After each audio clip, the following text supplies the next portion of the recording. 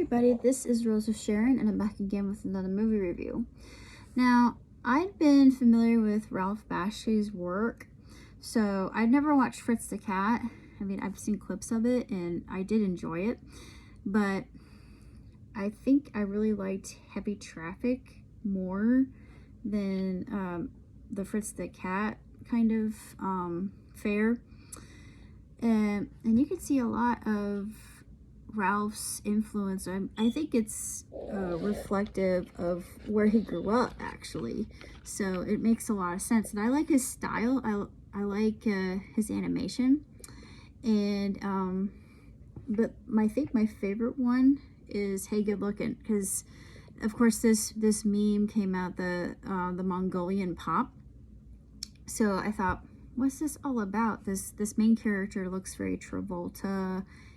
He kind of reminds me of Spike from Bebop, mixed in with Lupin, mixed in with maybe a little bit of Henry Winkler, the Fonz, with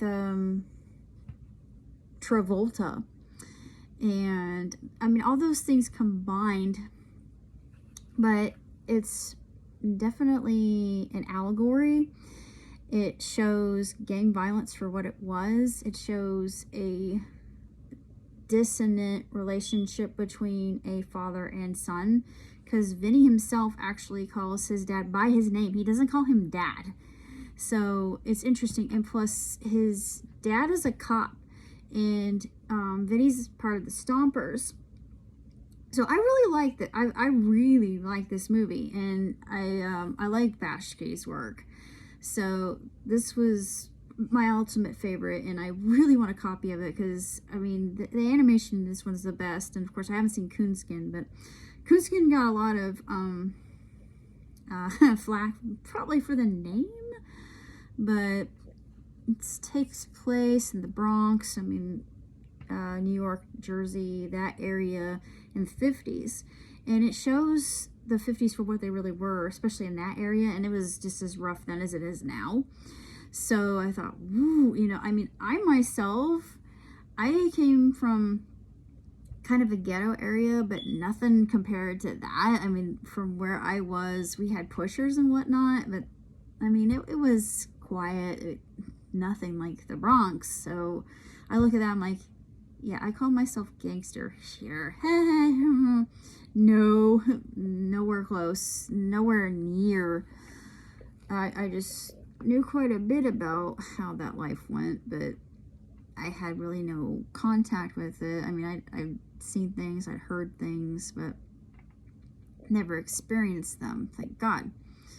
I did get solicited by a pusher once when I was a kid, and I screamed no. But that was about as close as I came to it. But the movie itself is very simplistic, but it's complex as well. And I like the relationship between Crazy and Vinny. I'm not going to give away what happens, because it's sad what happens to Crazy. But I mean, it shows this relationship between the two, and it's like they're siblings. But I liked the movie so much. I thought it was really extremely well done. There was a part that felt like rotoscope to me. I don't know if Bakshi used rotoscope in that particular part, but it looked very fluid, and the movement itself was very organic. So I don't know if he did or not, because it was a lot like, old Cab Calloway rotoscope when they were first using the rotoscope method, which I love. But yeah, the plot's very simple, but I mean, it's probably the only Ralph Bakshi movie that has a happy ending. So my rating is definitely 2 thumbs up, even though it's simple yet complex. Animation is beautiful. It's got one of the best soundtracks I've ever heard since heavy metal. Definitely for adults, not for kids. Got a lot of violence. Unlike Heavy Traffic, well, sex is actually alluded to, that you see a scene where Crazy has sex. I mean, he's eating hamburgers, so it's really quite funny and very creative in the way they did it. But it paved the way for actual full-on sex scenes in heavy metal, I think. And Heavy Metal 2000 was a letdown because you didn't really, there was absolutely nothing. It was very disappointing, and it's like it added to plot. Notice I used the word plot. Anyways, but Heavy Metal is more about, it's allegorical. Plus, it's an interesting film, but I like Heavy Metal. Heavy Metal is probably one of my favorite films of all time. But this one ranks up there as far as adult animation goes, just because it's so beautifully done, and I like Vinny's design. But Vinny he reminds me of just so many people. I mean, he's that guy, and yet he's braggadocio, and he is all bark and no bite. So but he makes up for it, because he's actually a good guy deep down, I think, is what Ralph is getting to, and the duration or message of his film.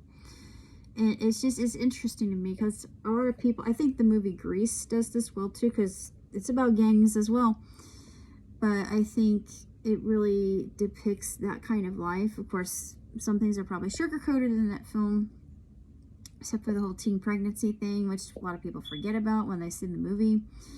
But this one is probably more accurate to what Ralph grew up with. I kind of feel like it's a little bit biographical too, because I'm not for sure if he had a good relationship with his dad or not, but it kind of feels like he's writing about himself. I'm sure he did, because I'm sure with Heavy Traffic is more related. But as far as the film is concerned, I'm going to give it a near perfect score. I'm going to give it 4 out of 5. The dialogue is very fluid, very organic, very